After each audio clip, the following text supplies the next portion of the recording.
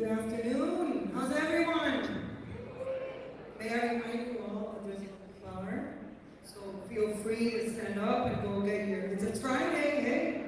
It's a good time to have a nice drink. So welcome everyone. I'm Lily Lopez. You know me, the president of the South Florida Hispanic Chamber of Commerce. Welcome. I'm really happy celebrating our 16th annual Viva Miami. This is our Hispanic Heritage Celebration. Viva la Hispanidad. That's why our dress is Spaniard, right? But we have to. Our roots have to be celebrated. So thank you all so very much for being here. And I'd like to start by recognizing our presenting sponsor, TD Bank, Felipe Basunto. Thank you. He's our media past chair. He puts up with me. He's my advisor. Now, want to pack it? You are there. But anyway, thank you so much, Felipe, for all you do for the chamber and for me. And thank you also, my chairman of the board, for your time. Chair-elect. I want to start by thanking also our platinum sponsors, FIU College of Business, Coastal Wealth, where's Alejandro Mendieta? And Southwest Airlines, one of our biggest partners, with Allison Hoffer here directly from Tampa. Thank you, Allison, for all you do with us, with our foundation and our students. And send our regards to people who know us. Want to visit with you. Our gold sponsors, Community Medical Group. Sylvia, where are you? United Healthcare, Waste Management, Univision. And our silver sponsors, St. Thomas University, my school, university. Chase, Amarant, Humana, UHealth, Jackson. Viva Self-Care, Miami-Dade College, CareMax, Comcast, NBC, Universal, Telemundo. Block 5, is it Block 5 or Block 5? Block 5, I'm very Florida National University. We want to also thank the reception sponsors, Don Julio, Johnny Walker Black, Buchanan's, and our media partners, they are listening to the program. I'd like to mention at this time that maybe some of you have read the email, maybe not, because we do email a lot, that we are doing partnering with Havas House for a magazine. So Roland's going to read a little bit about the project. So I want to ask Marissa Viso, who is the publisher of Havas House, to stand up and be recognized. Where are you, Marissa?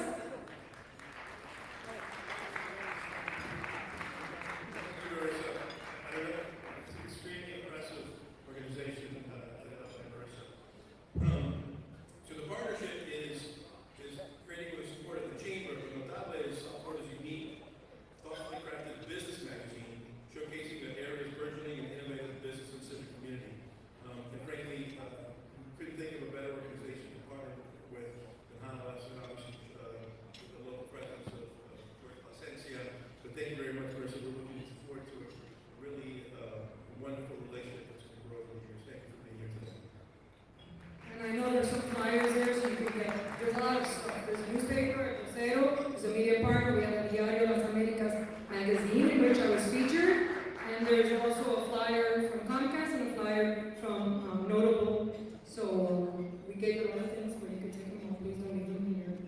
I do want to now make a nice, and this is a nice announcement, that we're proud that we will be partnering to host in our beautiful city of Miami a project from Spain. It's called Premios Optimistas Comprometidos. It's going to be now in Miami, and we want to recognize where is my good friend Elena Donensky, who is the representative for Optimistas Comprometidos in Miami.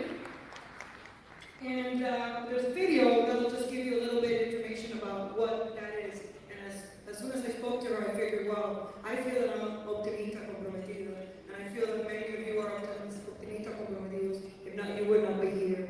In order to have a passion, you have to love something. When you love your job, I love my job. Here because we love our job and we want to expand our business opportunities. Those who are not comprometidos are not here. So we're optimistas comprometidos. Okay, let's watch the video.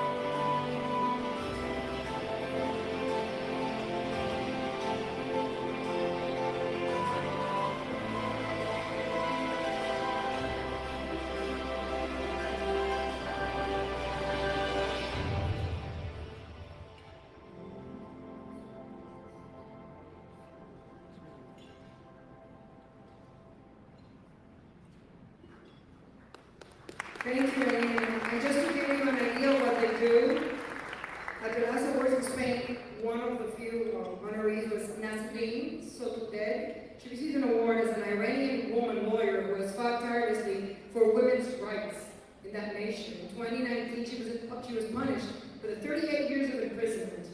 Another Premio Comprometido recipient was the founder of EcoAlf, a firm that specializes in doing jewelry with recycled materials.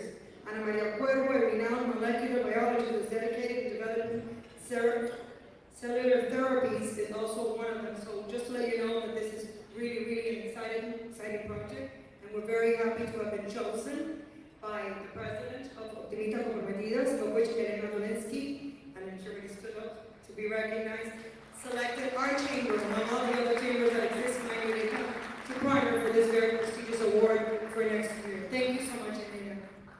And at this time, we would like to also mention that we were selected also by Comcast for the Comcast Rise program. You have a flyer there. Comcast Rise program will help small businesses with grants.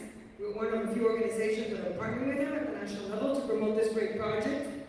Info on how to apply for the grant is in the flyer that you have there. And as you know, we've been helping small businesses through other organizations like Office Depot, and there's a whole group of organizations and companies that have helped us and have chosen us to identify small businesses that do need the money in this time that's a little difficult.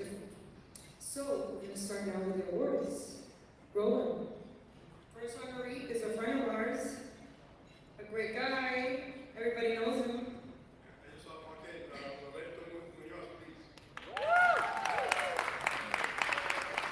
Who doesn't know Roberto Munoz? Chair-elect of the Great, this is his resume, it's by Romy Reed. He's chair-elect of the Great Management, past chair, thank you, of the World Trade Center, Boy Scouts, you name it. Roberto, I can't read this because you're an amazing person. What you do for this community, you shine for yourself. I don't have to read this. Who doesn't know Roberto Munoz? And now I heard that I'm going to be working with Roberto Munoz, who's the honorary chair of the Leukemia and Lymphoma Society, of which Superintendent Carvalho was the honorary chair last year. Now it's Roberto, and I heard that I'm going to be co-chairing with you. I am, so thank you. First of all, Lydia, I want to thank you very much for presenting me with this wonderful award. You know, when I told my wife that I was receiving the Cervantes Award, she asked me, Roberto, when did you become a writer? I said, I didn't, but there's always time for that too. I want to say one thing to everyone here, all of us really, truly, that are leaders. We are all leaders. We, as leaders, serve others. We don't serve ourselves. To serve others and to serve other leaders is the key to the success of a great community. This community is built upon great leadership. We have many here that have risen to the height of stardom. We have our great mayor from City of Miami, one. We have the great superintendent of the Miami-Dade Public Schools. They have risen way beyond this city, and in that has given Miami the great name that we've always had, but continue to grow. At one time, there was a time when you went around the world and said Miami, and they might have looked at you. But I've traveled all over the world, and I've been on mission trips all over the world. And when we say Miami today, everybody's eyes perk up. They know who we are. And I want to thank you for that, because the great things that are going to come our way are just beginning. Thank you very much.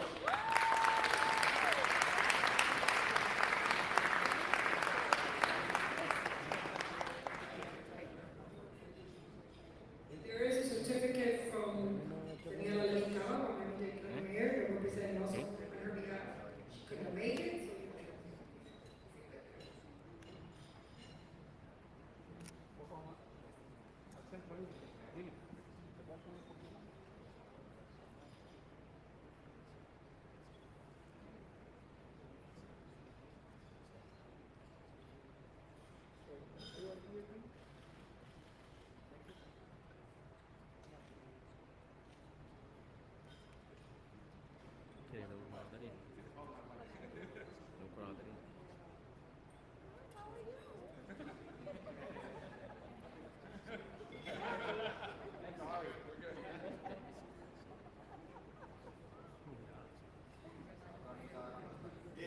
I wasn't we got on us anytime.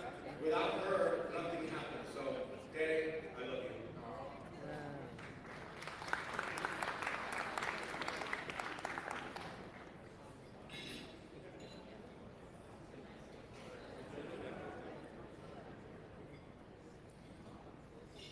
And the next honoree is Carlos Martinez, the CEO of United Healthcare. Carlos.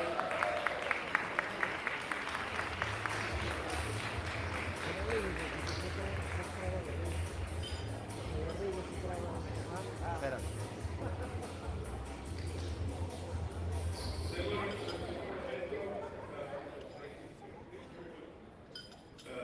Carlos's bio is extensive, although we come to a couple of state laws. Right. And meant for others. Also, we would like to certainly love to hear a couple of things we're going to do today. Well, thank you for the South Florida Hispanic Chamber. We're all proud Hispanics. I want to thank my wife, my daughter, my colleagues, and several board directors that are here joining us today. But especially, I want to dedicate this award to a friend, to a mentor who recently passed away. He was for 20 plus years the CEO of United Home Care. And his name is Jose Raul Fox. My friend, you're the Don Quixote for the elderly.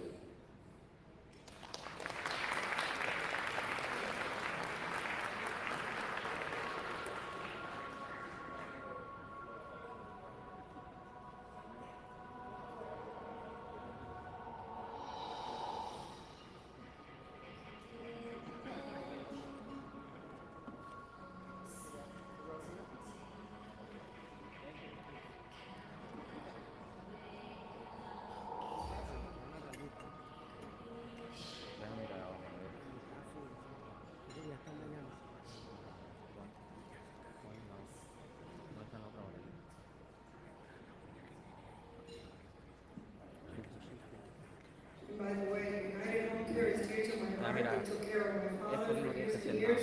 So I have nothing but wonderful things to say about United Home Care. And they were there. Carlos, I would text him. I would text everybody there, driving them crazy because of people. They were there with their patience, putting up with me because you know that I can be very persistent. So thank you, Carlos, so much for everything you did for me and my father. Always remember. Next award is for Dr. Bert Moreno, the Medical Director of CareMinds. Dr. Moreno, surgeon, directing CareMinds.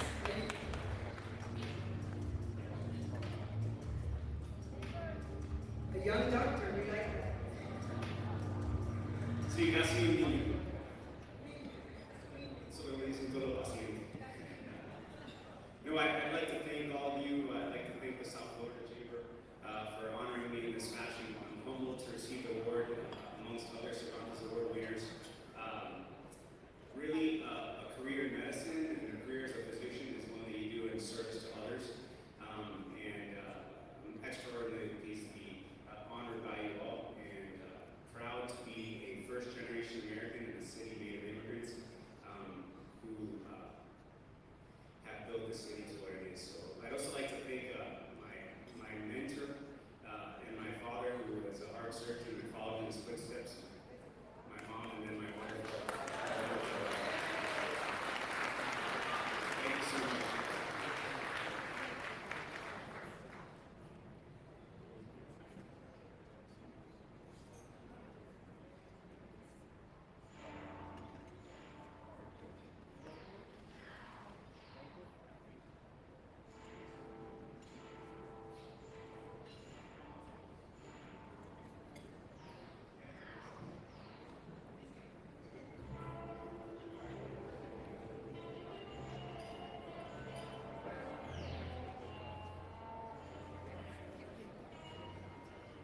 Next award goes to a very good friend of ours, Angela Ramos. She's the Director of Community Empowerment at Univision 23, Unimass 9, Univision Communications.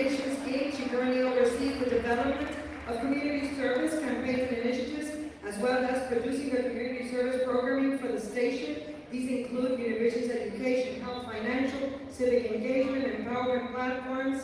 She has also a very extensive resume, and I have worked with Angela, especially during the pandemic. So we would talk almost every day because we did a lot of webinars in conjunction with Univision. We really appreciate your partnership and your friendship, and congratulate you, Angela, for all of your achievements.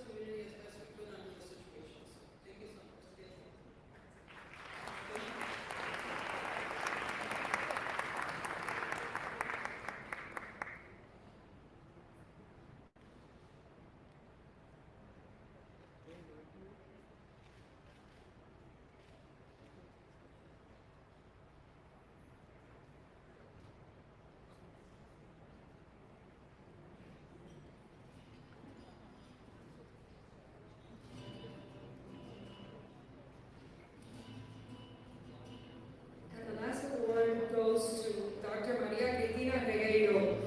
She's someone very special to us, as you all know, and she couldn't be here, but on her behalf is Guillermo Araya, who's campus dean. We know him very well. Maria Cristina has been a little bit under the weather, but always with that courage, that energy, that desire to help, to give back, and so we honor her today. Oh, thank you, Dean.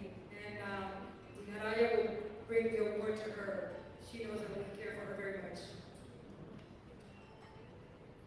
Good afternoon. On behalf of Dr. Maria Cristina Regueiro, President and CEO of Florida National University, thank you to the South Florida Chamber of Commerce for this award. Thanks.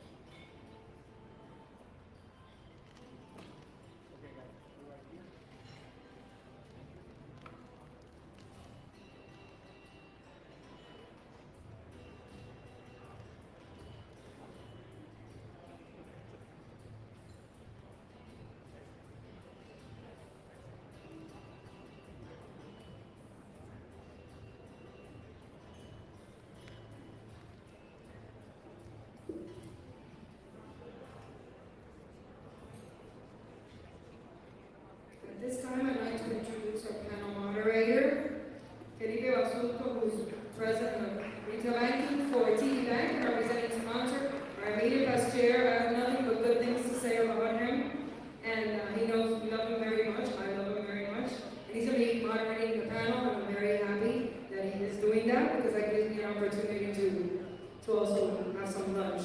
But I want to call Vic Garcia before I turn it over to him, but I want Felipe to be on stage. Because as you all know, we do a poster artist. We select someone every year for Viva Miami, this event, the 16th annual. And Vic Garcia is our artist. And we're going to be unveiling, actually it's right there, his art. And I want him to come here and maybe say a few words about the art. If you want to. You know, artists no le gusta hablar mucho. Very talented. I think that's beautiful what you did. How we doing? Thank you first of all for having me. I'm truly honored and grateful to be in front of all you guys today. It's to be recognized as the artist of this year with behind so many great people in the past. It's an honor. So this, I called it I Love You Miami.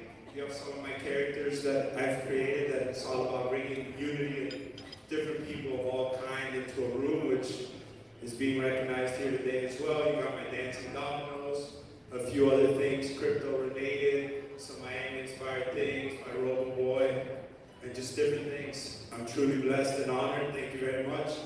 And here's the piece. enjoy it today. So actually today, I feel that my piece, I Love You Miami, there's no better person to receive this, that brings this, that does so much for this community, and it's all about bringing unity, and he doesn't stop, and he's in all different communities to our mayor. So this one's for you. Thank you, sir. You can join us.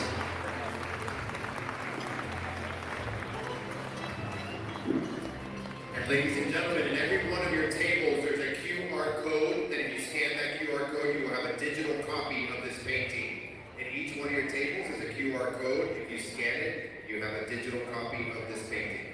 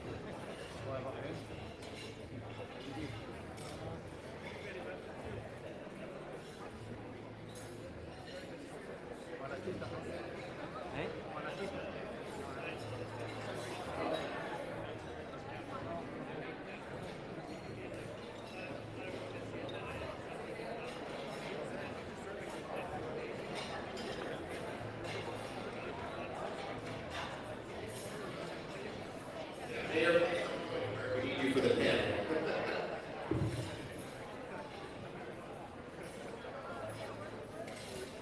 I need a pen.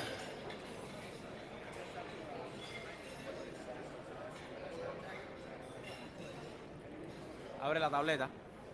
So good afternoon, ladies and gentlemen. Good afternoon. It's been a packed agenda so far for today. Congratulations to all the honorees for the Cervantes Award. And yeah, one more round of applause. Great contributors to our community. Today's theme is primarily around cryptocurrency. So if we put a pop quiz out there on what cryptocurrency is and how it works, how many of us feel that we'd be able to pass that pop quiz? Yes. Anybody? Yeah. Well, if we do non-fungible tokens, that'll be a whole other ballgame. But the beauty is that we wanted to try to spend some time educating you all on that. So we actually brought together this incredible panel, and I'm going to invite each one of the panelists up individually in order to be recognized, and they'll take a seat. The first person already is sitting down, and do we need to read the bio yet again for our Honorable Mayor Francis Suarez, graduates of FIU, UF Law School, Mayor, 86% of the residents voted for you? No bio? Alright, but I do have to read the other people's bios because they have some. Alright, so welcome the Mayor!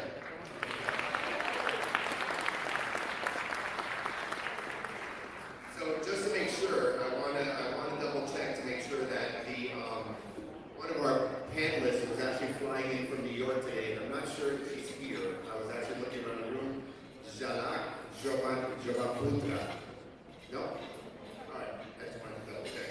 Well, then let's welcome our next panelist, and we actually reached out to Florida International University to get us a professor, because there's a lot of things we need to talk about today. So please welcome to the stage Uyan Ismail Jadeh from FIU, Department of Information Systems and Business Analytics.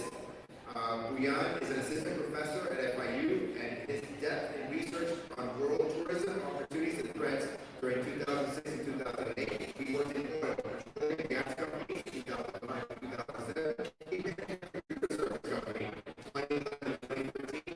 He was at the bank for 30 years.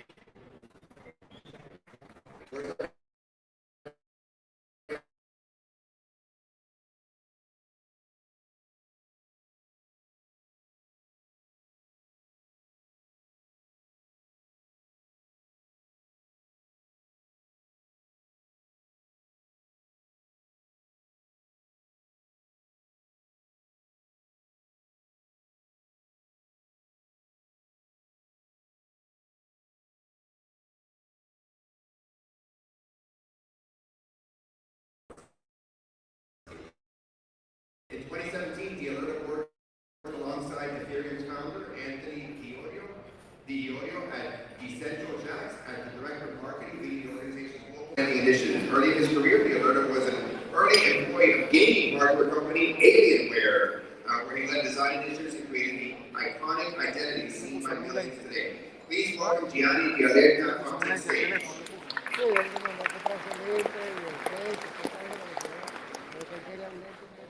By the way, he's wearing a pin, a sticker, specifically NFT human art. We're going to talk a little bit about NFT because it's related to blockchain and it's how cryptocurrency works. So we're going to start taking notes about 10 minutes into this, so you can learn all about the incredible world of blockchain. All right. And our last panelist for today is Doug Carrillo, Chief Strategy Officer and co-founder of Bitstock, one of the oldest and largest Bitcoin ATM operators in the world. He is also co-founder of HODL Wallet, a popular cryptocurrency pioneer, and has previously helped organize the Miami Bitcoin Hackathon and local Bitcoin meetups. Please welcome Doug Carrillo.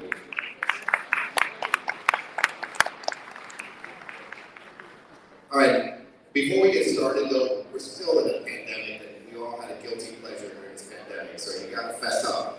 Tell us each what your guilty pleasure has been during the pandemic. Guilty pleasure could be excessive retail online therapy, it could be, Uber Eats obsessions, whatever it is. Start.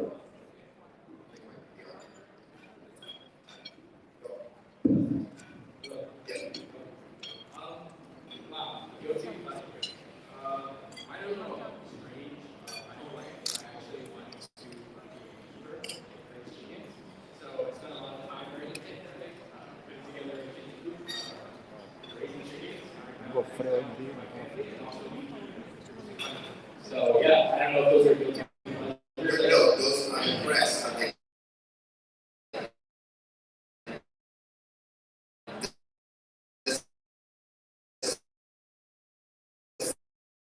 First time I've ever heard that, and please tell me you live with this. And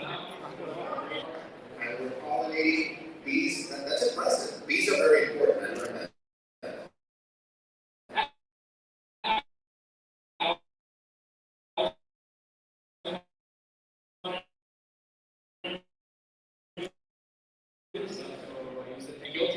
Warming. It's a little bit perfect. I love that.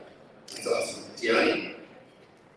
My hobby, I started gardening. I have a bunch of tools and stuff in there. Nothing gross, but one little pumpkin or something that I was growing. And baked bread and made pasta. That's what I did. Baked bread and baked pasta. I think a lot of us definitely perfected our cooking skills during the pandemic. Awesome. Perfect. Mayor Suarez. Mine was ice cream. Very, very exciting. Flavor. I like to so good variety of different flavors. Oh, Double chocolate. double chocolate. There you go. And last but not least, Booyah.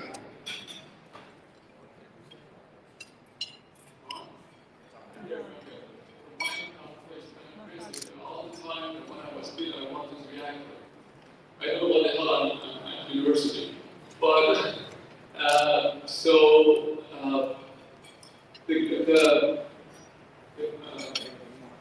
the hobby that I had is just watching lots of movies and like classic movies like Al Pacino or with the Hero of My Love. So and also lots of TV series that I didn't have time because of research. So prison, like Breaking Bad, like looking forward. Oh, good. That's it. Mine was shit. Luckily, I got lots of mine. It don't need. It's good. One of the things I'm going to ask all of you, if you have any questions for the panelists, you can text 305 what is the number for the number? Ahí está. 534-1903. That's scary. 305-534-1903. If you have questions for the panelists, I will receive them up here and we will go ahead and translate them over. The first thing I want to do is I want to address the mayor because I know he has to exit, so he's actually going to share a couple of words with you all. But I wanted the mayor to take us through this journey. With the city of Miami, you have literally been the champion for tech economies overall. There's a lot that you've accomplished in your tenure. I want you to elaborate on the vision for the city overall. What are the benefits of all this? What are they good and bad? Because I told you we were sitting down. My Coinbase, which is a cryptocurrency wallet, has been beat up over the past few days. You know, I know I blamed you. I know it's not your fault. It just made me feel better about myself. But what I want you to do is share your vision. What are the benefits of it? First of all. But like James, Representative Bush would say, you know, a lot of our churches, they see the glory, but they don't know the real story, right? So the sort of metamorphosis of this moment has been really a 10-year project, passion project for me. It started in 2009 when I was first elected on the council. And understanding that as a young elected official, the way a city was going to be sustained will be to grow its tech ecosystem. So, along with many others in this community, we began a process of methodical trying to grow this ecosystem. And we made very, very targeted investments in accelerators and in conferences that could continue to foster this innovative and entrepreneurial ethos that we all have naturally as human Americans.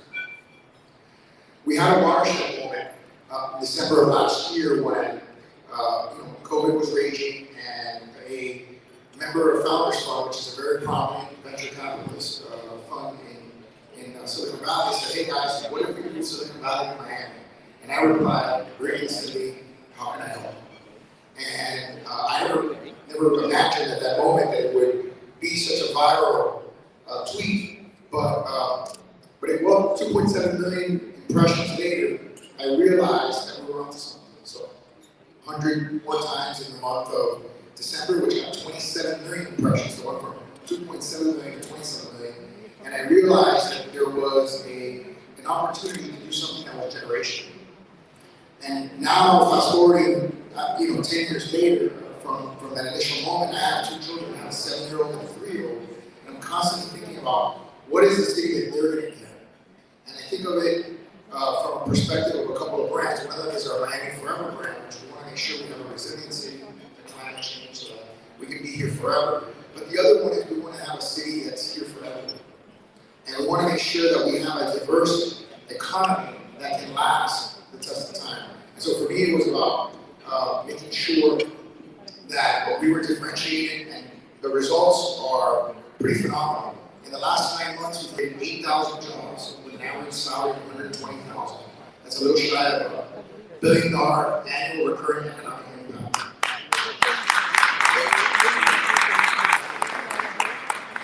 We've attracted in 16 months $1.2 trillion in assets under management, financial companies. In the last 6 weeks alone, we've closed on $550 million in venture capital deals, which annualizes it's about $6 billion, 200% more than we did pre-pandemic. We redefined ourselves. We have redefined ourselves in a way that, as many of you were mentioning, has changed the reputation of our city nationally and globally.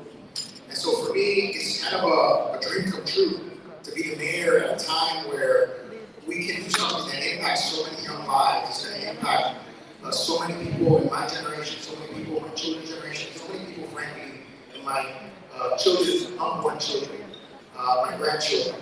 And so that is the perspective that I've led this effort on, and I wake up every day with a tremendous amount of energy and focus to try to continue to sort of press the advantage that we have right now. If somebody would have told me on December 4th, listen, tomorrow you're going to put up this tweet and all this is going to happen. This is why it's so providential, right? This is why I believe in God. I would have said, there's no way that this is possible. And yet here we are, we're a city that's been most talked about in tech. In the last 2 quarters, in the last 6 months, we are the city that has the largest increase in tech jobs in the country. Think about that. In the country. And the largest tech migration as well. The most tech workers that have been moving from other parts of the country to be here. So we've redefined ourselves, and now we have to continue to press the advantage and create the kind of ecosystem that will make our city what I call a capital of capital. I'm gonna circle back. With all that you said, it's very positive. We see that it's very positive. I want to take it back because I know that you have a very balanced view, and I want to make sure that you have an opportunity to share that because I'm hearing all these $100,000 a year jobs. It costs me $3,000 to rent my efficiency every month in West Brickell, as we like to call it now, which is known as Little Havana. The point being that how are you going to balance affordable housing, the congestion of transportation, because I know that you have a lot of passion on both of those fronts as well. Yeah, and you know, there's a famous rapper once said, "More money, more problems." So I know the fact that we are succeeding, it does have to create some issues of gentrification. I can show you our statistics on poverty that went from, in 2000, we used to have 40% poverty level. We're the 5th poorest city in the country. And today, we reduced the poverty level by 50%. So we went from 5 to 105.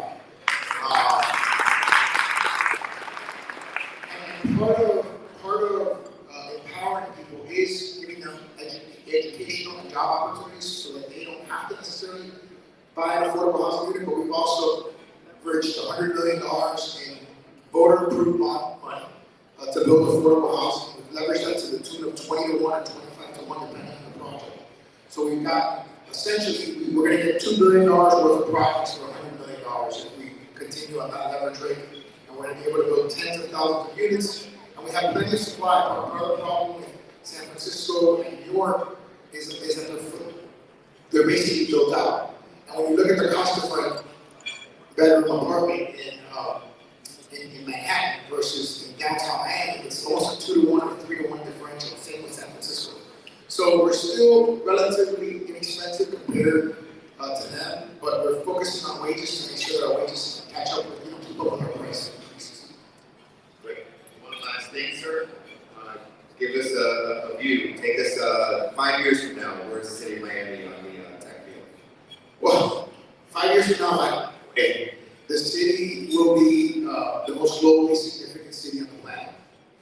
And we will have a crypto coin that could become a very significant currency and could, to its logical extension, pay off the entire general fund of the city. Right now, it's generating in 40 days $6.5 billion, which is on pace to generate about $60 million this year. If we take it to its logical extension, it is conceivable that we could be the first city on the planet to have a fully funded government with no tax. Zero.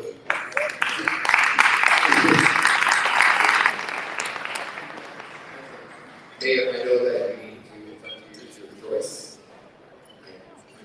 We understand. Thank you, guys. God bless. Mayor's wonderful time today. Thank you.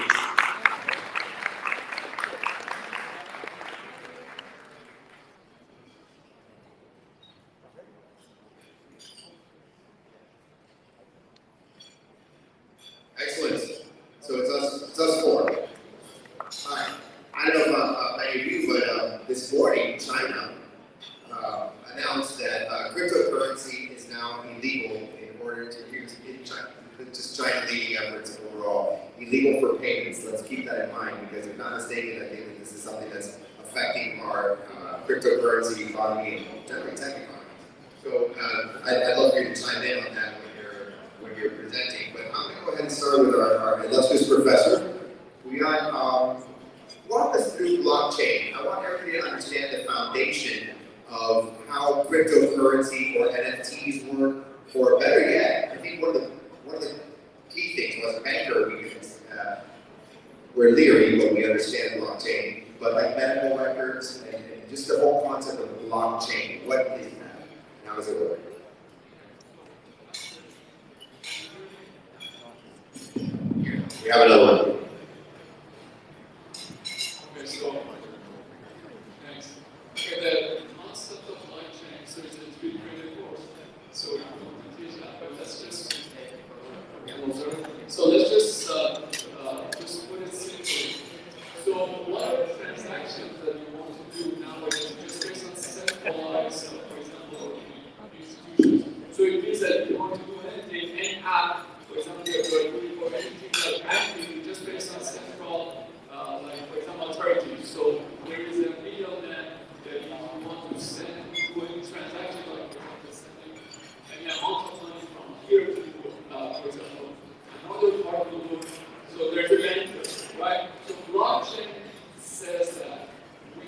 decentralized network of distributed ledger. So what does that mean? It means that so the system works based on collective collaboration on some nodes. So what are the nodes? Nodes are some computers or some devices.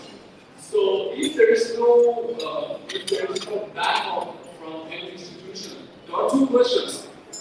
How about security? That's number one. That's very important. Number two, if there is no one to govern the transactions, how the system works? That's number two. So let's just talk about security. So we have lots of privacy measures, we have lots of data breaches, lots of big companies have data breaches, but blockchain proposing that. So they are using another layer of security that's called cryptographic hashing function. I know it's kind of technical, I'm sorry. So hashing function is that, so when you want to just send any, for example, amount of money to, for example, blockchain, you need to encrypt it, right? You need to encrypt the message. Like, for example, any of you guys are using telecommunication apps, like Telecom, like, for example, WhatsApp. So when you send a message from person A to B, so that message should be encrypted, right? So then, when that person receives it, the receiver, so they decrypt it. So that encryption in blockchain is called cryptographic hashing function. So, and yeah, there are some skepticism about the security. So, what blockchain is kind of impossible to be hacked. Why it's kind of unhackable? Because any chain that any block that is added to the chain is linked to the previous one. So if you want to change something, you need to go back to the previous block and change it. Go back to the previous one and change it. It's kind of impossible. So there is, in theory, there is a chance that a blockchain can be hacked. That is called 51% attack. That's the only possibility that 51% of the, like for example, the power of the hashing system is just occupied by, like for example, that 51% of the nodes can get the power of, for example, hashing. And how the system works, so besides the security, how the system works? The system just works based on some consensus algorithm. So consensus algorithm is that there are some, for example, terms and conditions that everyone should agree on, right? If you want to do any transaction, there are some terms and conditions. So you need to have that terms and conditions, and all of those should validate the transaction and agree on the terms and conditions. So now Ethereum is just using another type of algorithm that's called proof of stake. So in proof of stake also we are using a smart contract. So in a smart contract there are some codes that if you want to activate any transaction, so you need to like meet the terms and conditions. This is a very simple explanation of the blockchain, and blockchain is not limited to cryptocurrency. Cryptocurrency is one of the applications of blockchain. We can use blockchain in healthcare. Actually, this is my project. So we can use blockchain for supply chain management. We can use blockchain, for example, for detecting counterfeit, for example, medical product. I know there are lots of blockchain projects in diamond, so they want to find and detect, for example, fake diamond. So this is all blockchain based on some nodes, based on decentralized network, based on the model that there is no middleman inside the system. So it's just kind of simple explanation of blockchain. Well, okay, I'm going to go back to the concept of simple explanation. That wasn't, but thank you very much. But it was very thorough, and I think that there's points around there that I want to make sure that we all understood.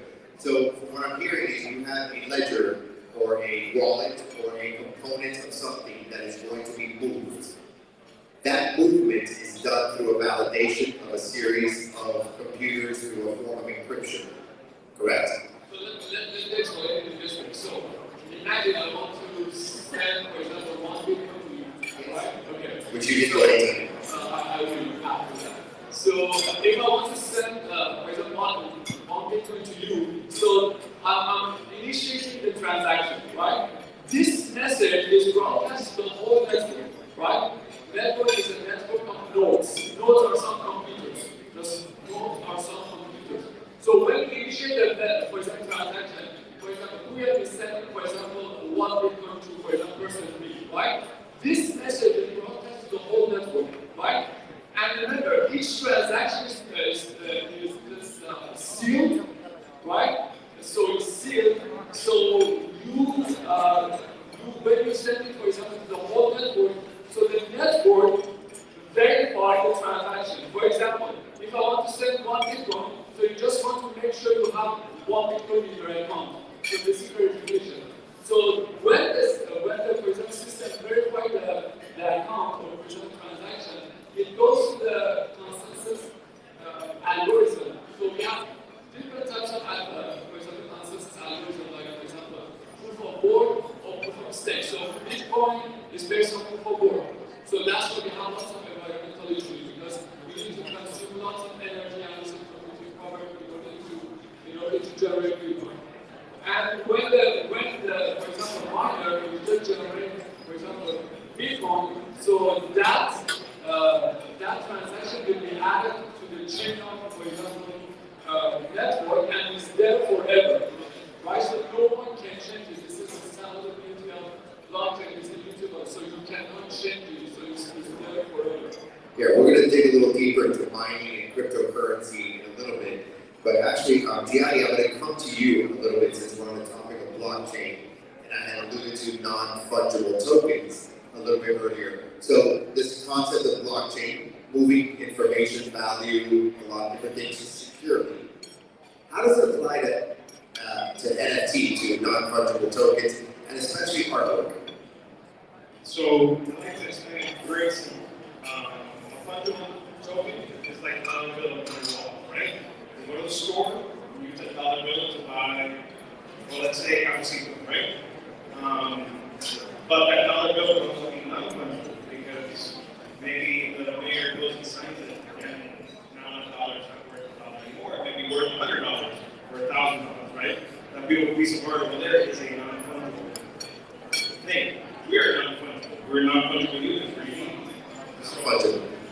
You're fungible? Yeah, fungible. That's what a banker would say. So, but basically, it's technology that Professor mentioned. At this point, if we were in 2013, 2014, we'd have to go into that amount of detail of why it would work. Because everybody would ask, why does it have value and why should I believe in this thing, right? At this point, you shouldn't trust anything. You should go deeper if you really want to. But it does require quite a bit of effort to really go into it and understand it. But it's just like saying, here's a car. Do I need to know how the spark plug works or how the combustion engine works? You get the car and it moves, right? So a lot of these cryptocurrencies, Bitcoin, Ethereum, and some others, have been vetted and have been working.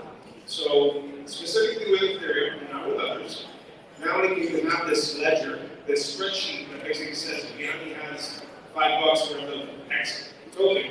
I can also put a little bit of a formula in there, and I can write some smart contract things. And one of those things is I can create fungible tokens, and I can create non-fungible tokens. But very basically, a non-fungible token is a deed or a title to another asset, right? Like an image, an audio file, right? And that's already digital, right? So we can take that artwork, take an image of it, and then basically reference the artwork. Some interesting storage things, we won't get into that now. And I can send you that digital asset. That doesn't mean that you can't copy it. What it does mean is that the artist actually minted it from his wallet. He can verify that he's the owner of the wallet, and then send it to you. And then you can resell it and do whatever you want with it. But once you have this provenance of that individual using that artwork or doing something, and you can get paid for it. And that's kind of like what I've been endeavoring with human artists. Because if and when you start changing the token, you can increase its value. So I read about Steph Curry that had there's an NFT that he bought out there. I think he did $180,000 for it. Yeah, so I like to tell everybody, when I say something, I always say, at some point in the near future, everything that you deal with digitally will be an NFT of some sort. every audio file, every document, every video file will be some kind of NFT. We're already experiencing that right now with Google and Word, right? You make documents and you guys did and share it with you. They have their own internal level, right? But NFTs will be something public for us to use.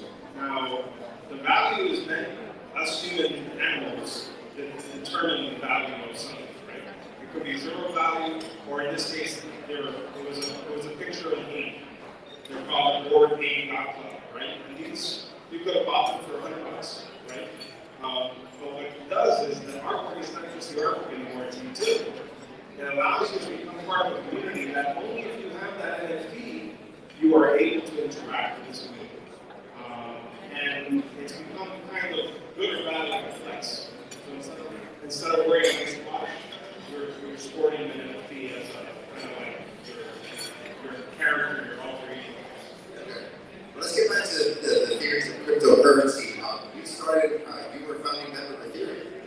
When I say founding member, let me Yes. another thing. So another thing that people may not know that Miami was a place where Ethereum was announced. And the gentleman at the quarter there, we used to do the Bitcoin meetups, and it was literally like 10 people that would meet up. And we had a strong network. And here in Miami, they had a Bitcoin conference, and they used that platform in order to announce Ethereum. And I was lucky enough, I don't know if it's the Miami hustle, right? I found my way in the house, and I became very good friends with the team that founded it. I later went to work with some of the founders. But at that place, they actually asked me one question. The question was, how do you think Ethereum or blockchain technology will affect the world? And nobody knew me at the time, but at that very moment I said, I think that blockchain may help the country where my parents are from. And I thought, Cuba would benefit from this type of technology so that they could become sovereign, so that they would have censorship resistance and publishing whatever they want. Fast forward to today, I purchased an NFT from a Cuban artist, photographer in Cuba, and I was able to have a conversation with him, and this revolution, no pun intended with the word, but a positive revolution of Cuban artists that come together and make their work, and they're independent because that cryptocurrency is getting sent to their wallet directly, which may or may not be able to be used at the moment. But one of the artists said that he thought that obliged because people create and not censored by certain factions that will say this art is viable, this art is not viable. He can enjoy the arts. Ladies and gentlemen, I'm going to ask, I know some of you are having conversations at your table, but the noise is carrying all the way up here. I can't even hear Gianni up here, so I want you to enjoy yourself at your tables. It's hard to hear, but thank you for that. And Ethereum, am I categorizing this correctly? This is pop quiz for me. Cryptocurrency, for vernacular jargon, whatever you want to call it. Cryptocurrency exists. Bitcoin is a form of cryptocurrency. Ethereum is a form of cryptocurrency. Dogecoin is a form of cryptocurrency. Mana is a form of cryptocurrency. Actually, I found there's a dog that I love that should do me whatever. Yeah. So I mean, cryptocurrencies is just a general term. Blockchain is enabled by the currency that's on it, right? It's just kind of like an IOU or a little note, like the professor was mentioning, on how these things kind of move around, right? But I like to also classify something as a token, because in Ethereum, I can create, and we like to talk about it with Miami people, a Proveta coin, right? I can just whip out a Proveta coin, and go to Sergio's potentially and exchange a Proveta coin for a Proveta, right? It's a stable Proveta coin. Yeah. Well, I want to lead over to Doug a little bit. Thank you very much, Gianni. We're going to talk a little bit about transacting. So, I mean, I love having $1 billion worth of cryptocurrency, but I like to spend money a lot. So, you actually worked with Bitcoin ATMs, right? Sure. So first, let me just take us through cryptocurrency. everybody is automatically get the value proposition of cryptocurrency. I'm going to tell you why. You come or have family comes to a place where it didn't matter who you were, what you achieved, and took it all from all of us. Easily, right? The reality is cryptocurrency censorship resistant, confiscation resistant. It gives you sovereignty, it gives you power, it empowers the individual, it's accessible regardless of race, creed, religion, belief. And to touch on what you brought up initially, there's a reason China is banning cryptocurrency, because it empowers all of you, it empowers their population. And being Hispanic Americans, and being a first generation American, and having the opportunity, my parents coming from Cuba, coming from Nicaragua, from the Sandinista Revolution, when I discovered cryptocurrency at the age of 22, 23, I was blown away. It changed my life. It changed the course of what I believed. It taught me so much about the world, about politics, and most importantly, it made me an optimist. Because I was like, wow, I am 22, 23-year-old, I feel helpless, I'm an entrepreneur, I'm from Miami, I have no problem with writing, but I keep seeing divergent trends in politics, and I just really feel disconnected from left, right, red, blue, right? I feel like some of the people that are in power, and especially when I was younger, I'm 35 now, I felt that they didn't really understand my generation. And I kind of felt hopeless. And then I found this technology that's enabled by blockchain, right? Because that's what's important, right? The blockchain is what enables this censorship resistance, this accessibility, right? This ability to really have true ownership of something that is ever so fleeting. We don't know anything anymore, right? So I saw the value proposition right away, and that's why I think simply put, you guys need to understand that cryptocurrency, the good ones, the ones that are well developed, are decentralized systems that nobody is a gatekeeper to. Anybody in this room can use it. Anybody in this room can download a wallet. Anybody in this room can send $1 billion to somebody on the other side of the world without asking permission. And we've never had anything like that. Right? So that's the reality. So when we discovered this value proposition, my business partner Andrew and I, we said, we need to make this accessible to as many people as possible, as fast as possible. And being from Miami, being in a city that's extremely underbanked, right? There's 20% of the population doesn't have access to a bank account, they're on a check system, they can't get access to credit, right? I said, you know what? These are the people that really need cryptocurrency, right? And they need to buy things from the internet, right? With their cryptocurrency because they can't get a Visa, they can't get a MasterCard, they can't even maintain or hold a bank account because they make too little bit of money. So we set out to put Bitcoin ATMs all over the United States, which was obviously like our first ambition. Very quickly we realized that cryptocurrency was a regulatory nightmare, especially in 2013, 2014. So we approached the OFR, we engaged with them, and we were the first fully licensed FT2 that dealt with cryptocurrency in Miami. It was a very, in Florida actually, it was a very straightforward model, right? On Bitcoin ATMs, you go to these machines, you put cash in the machine, and you receive Bitcoin or other cryptocurrencies directly to your wallet that you control, right? So I think it's very, very, very important to understand. Cryptocurrency allows people to hold their own money, completely out of the purview of the banking system, completely out of the reach of anybody who would want to push a button because they don't like what you believe in, or how you look, or who you are, right? Which is the antithesis and why this whole plan in China, we must ask ourselves, what kind of country do we want to be? Do we want to be a place where young guys like me and the generations coming behind me who want to transact in cryptocurrency, make an investment, take a risk, think long term, not short term, get rich quick, right? Do we want to stop those people from being in cryptocurrency? Do we want to be like China, where even a billionaire can be made to disappear for 2 months to prove a point, right? So what the United States should do is really embrace this, and not only from a transactional capacity, which we already have Visa and MasterCard, Square, PayPal, Venmo, they're all in. You can buy from any one of those services. Every single one of you, whether you know or not, can buy cryptocurrency from an app in your phone without even knowing, right? And I challenge you to check. The banks are coming next, right?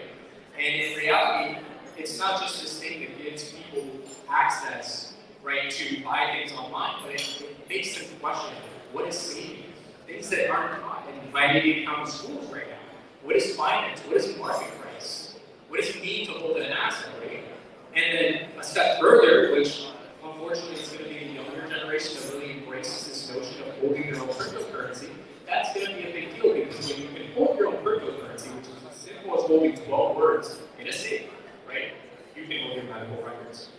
You can now hold anything NFT, a piece of art, right, where you prove ownership and you are the sole owner of it. You can leave a country with $50 million in your head highlighted in a book if for some reason you are being persecuted for the wrong reasons, right? So what you'll notice generally in cryptocurrency is a trend of authoritarian countries and governments really being against it. With the exception recently, interestingly enough, of some countries like Cuba, El Salvador, right, which you may be on the fence and how you lead and how you feel about that government. But because cryptocurrency is so powerful, it is useful to the government, to the rich, to the poor, and everybody in between, and it's a fair play, right? So governments are inviting it in, which is going to bring freedom to people. I want to take people to a comparison because the great question came in, actually a couple of them come in, about the older generations. Yes, sir. Our parents left Cuba, and they were taught now, maybe some of our nuance from many of our parents, they didn't have cash. They had the cash in the back of the mattress or in the back. You don't get quite that in cash. So we moved to this world because of what they experienced, and then that's their non-fungible token that they have, or their blockchain that nobody's taking from me because I'm holding on to it, as long as it's not a fire or robbery. But I want to compare something that's very interesting. I know you all caught. There's a decentralization in this world around cryptocurrency. The banking system is a centralized banking system. The way transactions are move around, the way that we do things, although there's been a strong evolution in the digital space around Venmo, Zelle, I can move monies around outside of our network so that it comes in and out of your wallet. The interesting dynamic is going to be, I think the U.S. will embrace this. I absolutely do, with regulation. Because interestingly enough, as a banker, I sit there and look at cryptocurrency, and sorry, my whole table just went through their compliance training. All we do is look, okay, if you're compliance friendly, you know right now that all we think is that's a money laundering hub is what you're doing illicit and terrorist finance. Because that's how we look at that. So I think there's a balance in between there. How do we get there? Well, first, cryptocurrency is heavily regulated in the United States, and anybody that tells you otherwise is not being straightforward. It has been since the very beginning, since FinCEN put out a notice very early in 2013 when they got their heads around it. Cryptocurrencies are fairly transparent, so blockchains are actually really transparent. So what these guys are talking about, right, to distill it, think about that everybody here had the ability to write to an Excel spreadsheet together, right? But none of us were the sheer arbiter of truth, right? We submitted our inquiries, and then every 10 minutes, some mechanism, some force decided what reality was, right? That is what a blockchain does. It's very complex. Mining is a whole other animal, proof of work, proof of stake, blockchain, proof of transfer, whatever. But the reality is that we all see what's happening. It's transparent. So regulators and I think law enforcement and other agencies, they've embraced it because I think it's helped them along in their journey to stamp out, money laundering and illicit finance and the likes. I think that you made a very good analogy. Cryptocurrency, especially Bitcoin and decentralized blockchains, are like cash. That's what it is. We live with cash now. We really do. I mean, sure. Imagine if cash was digital, right? Now, the slight difference is in $100 to you, only we know about that transaction. Now, with cryptocurrency, we have that same peer-to-peer effect, but it's a decentralized blockchain that everybody can see. It doesn't say my name, it doesn't say his name, it doesn't say their address, but there is a trail, and this transparency is actually really revolutionary. Think about it, it's ushered in an era of triple entry bookkeeping. There was a huge societal shift when we discovered double entry bookkeeping. And these technologies are having that same impact. It's just takes time. Right? We're decades in the experiment. We're really now starting to see the use cases. We're seeing governments get involved. I mean, the mayor at Boston for really thinking about our children in the future and what kind of city we want Miami to be. Everybody's playing catch up now, right? And that's the one thing about cryptocurrency that's beautiful. It creates markets, right? It allows free expression between humans. It allows us to decide what we want to value, how we want to trade it, when we want to trade it, right? So if somebody is an artist in Cuba, he can never get liquidity for his art. And now with NFTs and NFT art, this man can receive to a cell phone, which is an open source wallet. The Cuban government can't stop it. They can't access his funds unless they beat him up and maybe give it to him, right? Which is access now to anybody in the world that has cryptocurrency to buy his product, right? And nothing censored. Nothing censored. Whatever he puts out there. That's right. He had that free expression. Nobody in the government in Cuba can say, you can't write to this blockchain, you can't share your art, you can't receive this payment, right? And what kind of, those are serious assurances for humankind. I mean, I feel that we are all born with some very serious inalienable rights. I'm very pro-freedom, you know, and I believe that the only way is to kind of hellish world that we created ourselves with over technology. Cryptocurrency is actually that anchor back to reality where it's like, wow, let's actually value what's real, right? When you can't inflate the supply of money, you can't print your way out of problems, you can actually have a real barometer for what has value in this world, in our society. I mean, look at this roof. Do we build things like this anymore? We don't. We don't. Why? Because everything's fast, go, go, go, print, buy. And cryptocurrency is, hey, take your time. Think long term. Save. Make something for you and your family, right? Maybe you don't want to spend this on the newest hottest thing because it might be worth more in the future, right? And we are a very special group of people that have the opportunity because of our parents to live in this free country and experience a lot of the benefits, right? We have 5, 6, 7, 8 credit cards. We have access to all these different payment systems. That's not the world.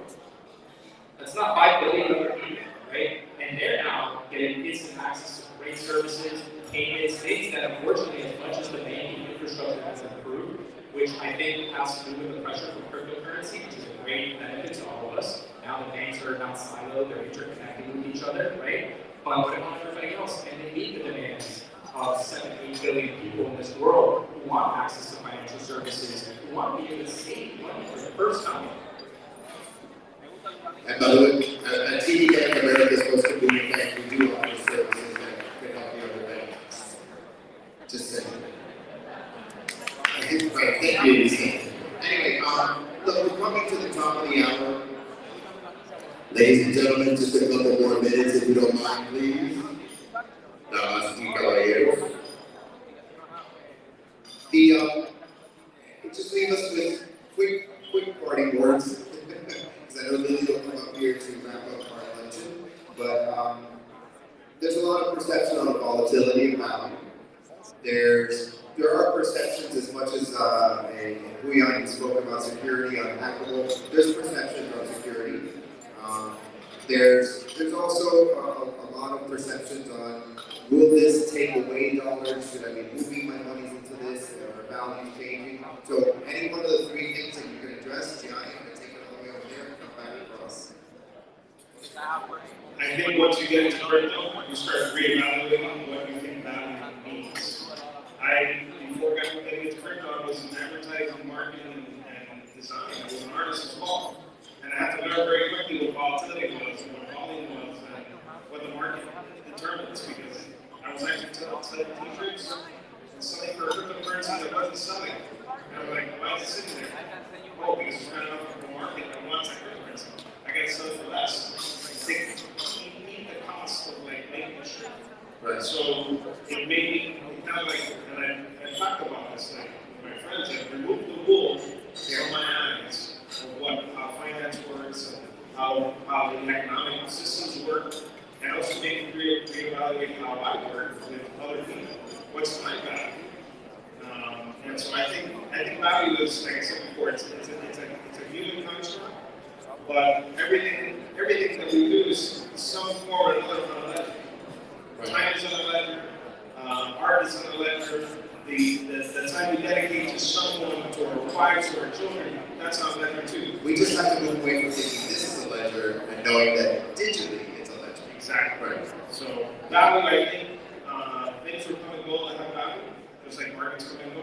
But this blockchain technology, like I said, cannot be stopped. It can be regulated to a degree, but no one can tell you that you cannot do it. Right.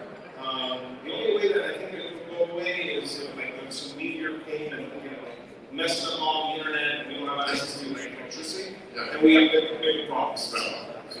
Good, thank you very much. Lily, I think we're going to have more than just a luncheon on this. It's going to be a whole educational series. Huyan, not sports.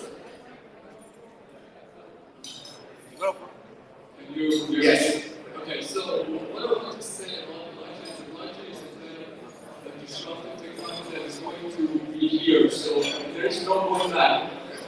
is no one back. This is the new technology. There is something that happens. So, do we really believe in blockchain? Absolutely yes, because that's the future. So, cryptocurrency is the future. So, NFT, that's the future for art. So, using blockchain investor, that's the future. So, I want to say that I want to encourage everyone to educate yourself on blockchain, right? So get your hand dirty, just buy something, trade something, get some Bitcoin. It doesn't matter, don't worry about volatility. Everything is volatile. Everything is volatile. The stock is volatile. So there are lots of aspects that, yes, that's completely right. But I want to encourage everyone here to educate, research, get your hand dirty. Just use one of the iOS compliant, for example, exchange like Coinbase or Gemini, whatever you want, and buy something, trade it and see, feel the volatility. When someone says volatility, you will understand it. What does that mean? You're losing your money if you're scratching under your mattress. If you even saving, no offense to banking, if you're saving on a bank also, you're losing something against inflation. So why not? Try it now, so otherwise you lag behind the others. Thank you. Thank you very much, thank you. And I do think it's important. Now, one of the things that we read up to were medical records. Can you imagine being able to have all your medical records in your home ledger that you can transfer to whomever you please when you need, instead of calling the office and waiting for somebody to send it? Doug, take us home. I go to sentiments. I think that one of the biggest issues that people have with cryptocurrency is paralysis by analysis. So, I mean, come on, guys, dinner now for you and your spouse is $150, $200 in any restaurant in Miami. Go buy $200 of Bitcoin, forget about it. In terms of volatility, zoom out. I mean, if you're a trader and you're trying to get a rich quick, I can't help you. You're on your own, to your own devices. But if you really see this as a long-term trend, as an asset, as a savings, you really can't go wrong. If you zoom out, like in Bitcoin, you can see it going to the right, and if you actually look at the purchasing power of the US dollar, it's down to the right. So, I mean, you can get about it, start thinking about, well, if American people want to use it as a hedge, add some alpha to your portfolio, potentially do that, however you want to set it up, it makes sense to do it, and it's not hard. It's super easy. Like I said, there's 15 services, some in your phone, you didn't even know, it's probably like a little button that you never noticed, and now you're in the Bitcoin interface on Cash App, right? And it really is something that can benefit every single one of you personally and your businesses. And it is worthy of somebody, you or someone around you, doing the due diligence to really understand the opportunity that lays before you. And it's still very, very early. This is a multi-decade, multi-generational paradigm shift, so it's going to be very slow. And you just got to have the right time preferences. And we live in a very high time preference society. Zoom out. You're going to be here for longer than you think. It's safe. Ladies and gentlemen, please thank these incredible members for their time today contributing to our education. Thank you all very much. I'm going to turn this back over to the lovely Lillian M. Lopez and Roland Sanchez Betty.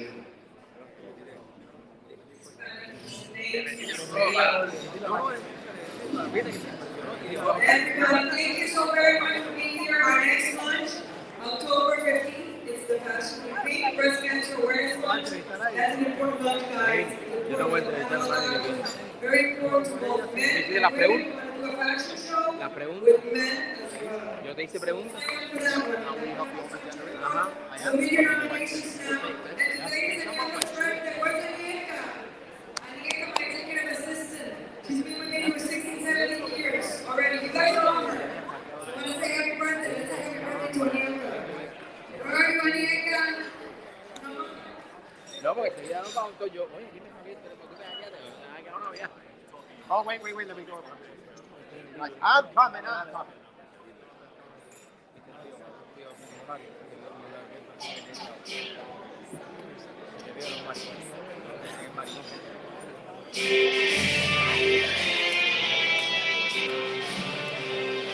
Esa música.